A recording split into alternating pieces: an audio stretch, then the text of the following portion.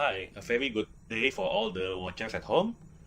I would like to introduce myself. My name is Sudirgo, and I would like to present my thesis in entrepreneurship at Universitas Gadjah Mada. The title is LiteraFin, Financial Education Business based on hybrid between foundational business and social enterprise.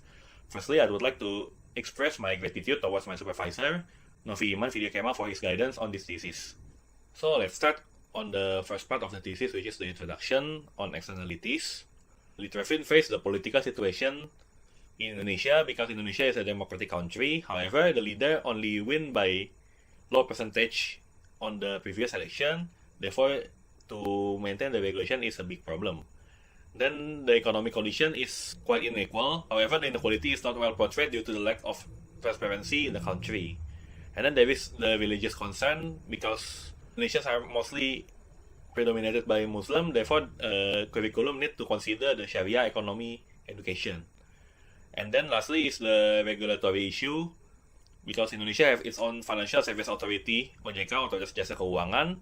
The regulation is quite tight, and then there is also the bad perception from potential users when it comes to financial technology, because a lot of unregulated financial technology make some problems to their users. The purpose of LiteraFin is to solve the main problem of financial literacy. It is because of the educational inequality, inadequate financial literacy, and the vulnerability of secluded population. Mainly this is due to the loan sharks and the unregulated financial service provider. And then it is to answer the challenge of creating a business that balances its for-profit and non-profit activities, and then to empower the users in their financial decisions. When trying to research in LiteraFin, there are several research questions that is listed by the author. Firstly, what do the user expect from this business? The answer will be answered in the overall report. And then how does the business operate? The business operate will be portrayed using the business plan, social enterprise operational flow, and functional business plan. And then the third question is, what would be the plan to ensure that there is a balance between for-profit and non-profit side of the business? LiteraFin use social pledge as the main answer of this question. And then the final question is the business viability that will be answered in the analysis on the later chapter. Moving on to the second chapter of the thesis, which is the theoretical framework. The second chapter will describe firstly about the business plan. The purpose of business plan is to balance the planning made by the business owner to be successful in the running and to attract potential investors or potential partners to go onward the next phase of the business. This is cited from Nunn and McGuire 2010. And then in the case of non-profit organization, which mostly focus on serving the targeted beneficiary, there is an increasing trend that the model is starting to transform to more business-like instead of purely non-profit, from Meyer et al. 2014. Here is the list of the theoretical framework in business model and the description of the business model itself. The first two of this theory is to explain what is the business model, and then the later three is to explain how business model innovation can improve the life cycle of a business. In the social enterprise operational flow devised by Alter 2006, it is listed that there are 8 models of operational flow. Firstly is the entrepreneur support model, the second is market intermediary model, the third is employment model, the fourth is fee for service model, the fifth is service substitution model, the sixth is market linkage model, the seventh is organizational support model, and the last model is the combined model of all the models. And then moving on to another theoretical framework, which is the financial literacy. Basically, the low-level financial literacy in a country correlates positively with bad financial planning and ineffective spending, while also correlates positively with expensive borrowings and worse debt management. There is also a finding that people with better financial knowledge or literacy are more likely to accumulate their wealth in their lifetime. Therefore, this is the reason why LiteraFin start the business. And then moving on to the contingency plan and exit strategy. Basically, company have to consider the exit strategy by creating a planning so that there wouldn't be a problem in.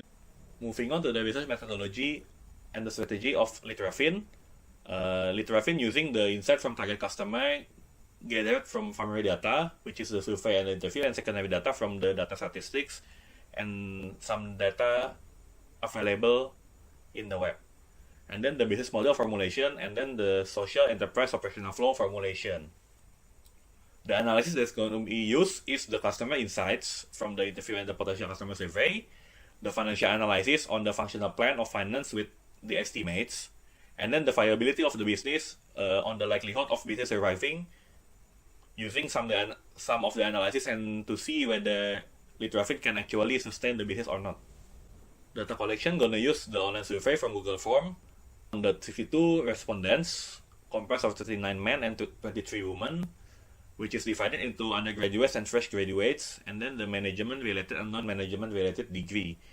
Why it is divided into management and non-management-related degree? It is because we presume that management-related degree have better knowledge in finance compared to non-management-related degree.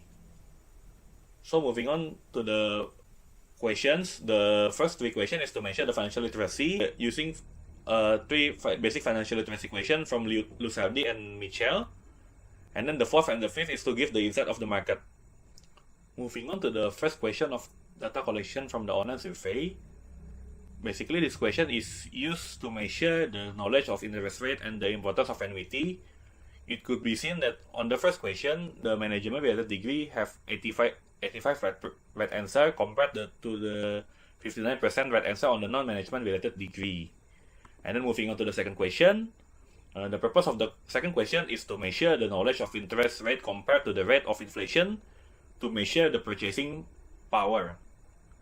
Basically, the result is remain the same. The management-related degree have better result in 20% compared to 52% on the non-management-related degree.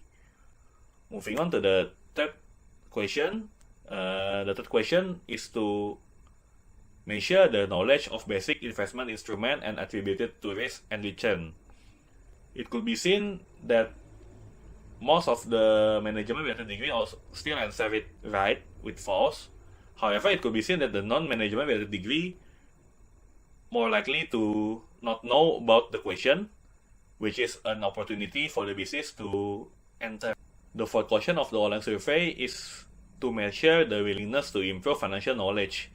The result is the management-related degree, or every single one of them answer yes, and only 4% on the non-management-related degree answers no. So it could be seen that all of the respondents willing to improve their financial knowledge. Moving on to the question 5, and the purpose of this question is to know the willingness to pay in the case of improving financial knowledge. In here, it could be seen that a lot of people still answer on no, but there are some market went to pay for the education. And these are the list of the interview question that is done for the respondents. Firstly, have you ever learned about finance? What is your opinion about financial education, and do you consider financial education is important? If yes, would you be willing to pay? If no, why? And then what are your hope and expectations when learning about financial, and what you would like to learn more specifically? The questions will be altered based on the dynamics of the interview. Therefore, the result is as follows. There are 4 interview respondents with various educational background and work status. The insights gathered from the interview, firstly, is on the perception of financial education. The answer from the first respondent is he know just a little bit but forgotten about the lesson on sales management course at school when asked about what he had learned or understood about finance. The second respondent answer is the finance is to count the current financial state and to count the profit when asked about what he knows about the purpose of financial education.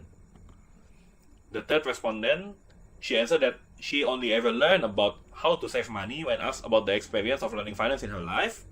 And then lastly, the fourth respondent, she asked me about whether it is the accounting or money management, because she only ever learned a bit on accounting when she was in high school, when asked on her experience about her perception on what finance is. So from all the insights, there are 2 more insights from the interview, which is the importance and willingness to pay. Basically, most of the respondents deem financial education as important but reluctant to pay due to the current economical capability and situation, especially due to the pandemic. And then there are some expectations on financial education provisions. These are the programs that they would like to have if they were to pay for the financial education. Firstly is the general financial planning, the personal budgeting, the tax reporting or regulations, and the cash flow management. Moving on to the social enterprise operational flow, basically this is the model that is used. We even have some cooperations with the educators and hopefully the support from the Ministry of Education, and LiteraFin will try to find the synergy between them and the foundation and the donators, especially when it comes to the financial flow. And then LiteraFin will try to give the service of teaching to the students or the parents. And then they have to have a cooperation with the educators and try to serve the target population as much as possible. Moving on to the most important part of this thesis, which is the business model canvas. There are 9 building blocks in the business model canvas that needs to be filled. The key partners, the key activities, the value proposition, the customer relationships, customer segments, key resources, channels, cost structure, and revenue stream. Firstly, I would like to explain about the key partners. Basically, the key partners of LiteraFin is the educators, the financial institution, the founder or donator, and the educational platform. The key activities that is done by LiteraFin is the platform creation and maintenance, partner retention and acquisition, marketing, and the tailoring better experience for customer. The key resources that is owned by LiteraFin is platform, which involves the website, Android and iOS, educators, and the brand itself. And then the value proposition that is proposed by LiteraFin is the accessibility for everyone, tailored experience, and the huge range of free service. The customer relationships of the LiteraFin is the personal assistance type community. Basically, the paying customer will help subsidize the free user and be given the acknowledgement in the amount of people helped. And then the channels is the social media, website, and the customer service accessible through phone. The customer segment that is targeted by LiteraFin is the mass market, where the platform applicable for all segments with different product differentiation. With the products are finance for teens, finance for undergraduates or early worker, which is the main target for us, financial family planning, and finance for retirement plan. And then the customer segment also involves the financial institution. Whereas the cost structure, there is the fixed cost, which is the platform development and platform maintenance cost. And the variable costs are marketing costs, referral fee, partner acquisition, and salary. And then lastly, the revenue stream is from the service fee, the subscription fee, the advertisement, and the donation. The vision of LiteraFin is to empower and enable societies to thrive with the betterment of financial knowledge sharing, and the mission is to increase financial literacy for all stakeholders by assuring quality of the education provided by the existence of LiteraFin. And then moving on to the functional plan in the operation, LiteraFin using this flow of input, process, output, and the review or feedback. The input is from the request from the customers and the request from the partners. And then the process is the data processing and determining the best result and the matchmaking. Basically, in this process, LiteraFin will try to match between the educators and the learners. And then the output is data showed in the website or the platform, and then the contact information or scheduling when it comes to live teaching. And then the review or feedback is the team will audit the result shown by the platform to ensure that it is precisely shown and no bottleneck within the process. Basically, this is the process to review whether there is a problem or not in the platform. And then this flow is used on the platforms and the customer service flow. Moving on to the functional plan of marketing. Here is the logo that is used by LiteraFin. And the segment that is mainly targeted by LiteraFin is the undergraduates or early workers, which is the main target. And then the other is the segment. And then the positioning is a social enterprise that helps the users to realize the importance of financial education and the incremental updates or upgrades of financial knowledge. And the main product coverage of LiteraFin is the general financial planning, personal budgeting, tax reporting or regulations, and cash flow management education, because it is based on the interview result and the insight from the customer. The place of LiteraFin mostly are on the platform or online. However, offline meetings based on partners' location, because we would like to have some offline events. Therefore, the location will be based on that location.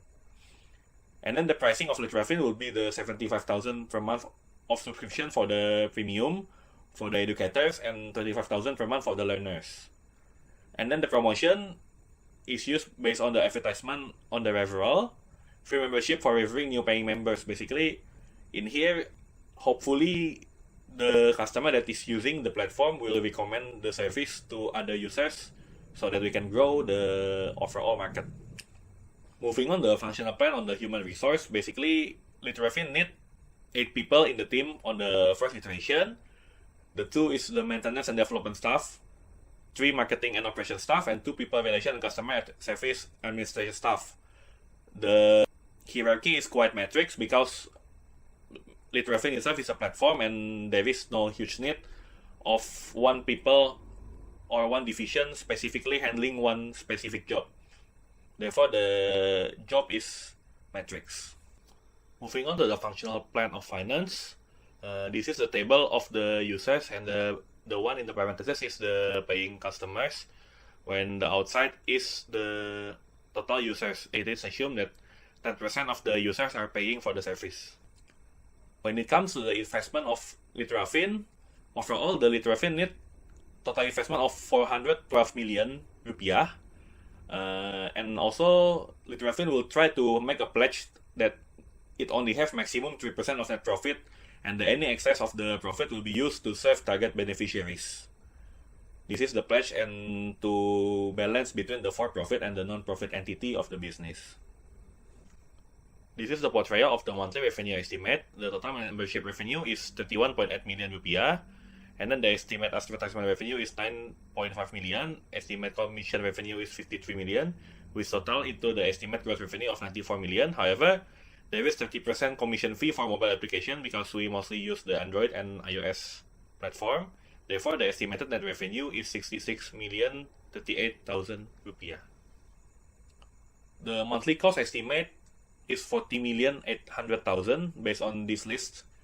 Marketing costs, partner acquisition, salary, user costs, which is the bandwidth access, etc. And then the maintenance fee, which resulting in the total monthly net income of 25,258,000 from the revenue reduced by the monthly cost. The financial analysis that is used by LiteraFin is the net present value with the WACC with the average cost of capital assumption of 6% from the micro business credit that is retrieved from the website of BRI, Bank Rakyat Indonesia, and then plus 3% of estimate inflation, which in turn give the rate of WACC of 9%. Assuming that every 2 years that LiteraFin need to invest to re-update the platform, the NPV for the 2-year project will be 120,757,377, which is a result of positive NPV. Therefore, it is viable to do the business. And then there is the profit ratio. The profit ratio of LiteraFin is 38%. It is calculated by dividing the income with the revenue times 100%. And then the payback period that is needed to pay back the investment is 16 months or 17 months based on the calculation using the divide of investment with monthly income.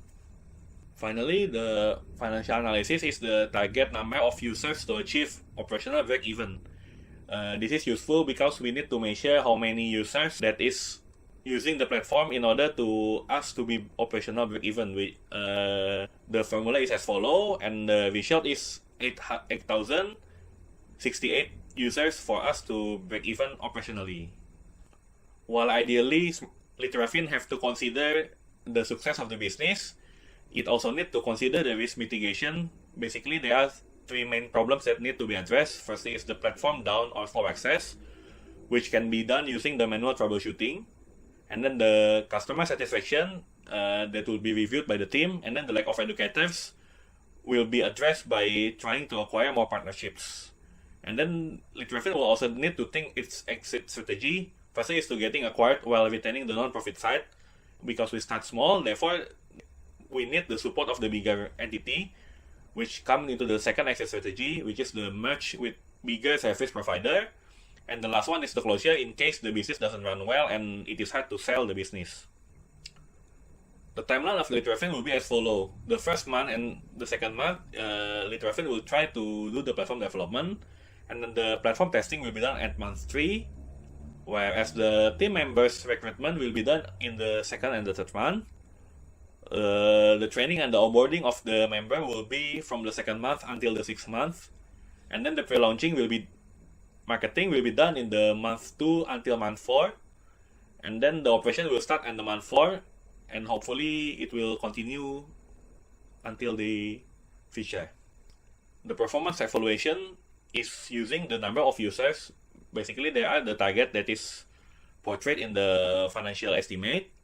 The measurement is the 100% target will be the success, and 80 to 99% is good, 60 to 17% is satisfactory, and below than 60% is bad in the terms of the result of the users gathered. And then the customer satisfaction will be measured by using a questionnaire on a Likert scale.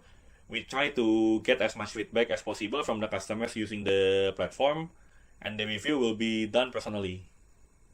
So, what is the conclusion of LiteraFin? First, what do the user expect from the business? The user expect these skills that need to be learned in terms of financial education. Firstly is the basic budgeting skill, tips for saving and investing, and the help on financial knowledge. How does the business operate?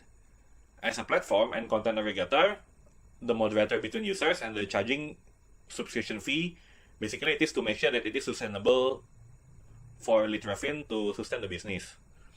And then what will be the plan to ensure that there is a balance between for-profit and non-profit side of the business?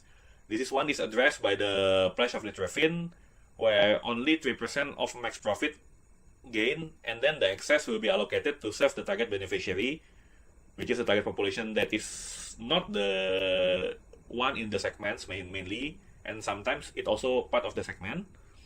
And then lastly, it is whether the business is viable. Actually, the business is viable if it is balanced between for-profit and profit. If we go for only for the for-profit, there are some issues that we need to be faced, especially due to the competition, because a lot of service offer free education, and if we were to do it free, we cannot maintain the non-profit side. But the main target is the non-profit, therefore we need to focus on the serving the target population. So there are two limitations faced by LiteraFin. First is the data acquisitions. Basically, it is needed because LiteraFin need to measure too much on the financial literacy, and then the difficulties in aligning the business plan with the operation due to inadequate time to work on plan formulation and execution. And there are some possible research development, mainly is the strategy to maximize the non-profit side of the business.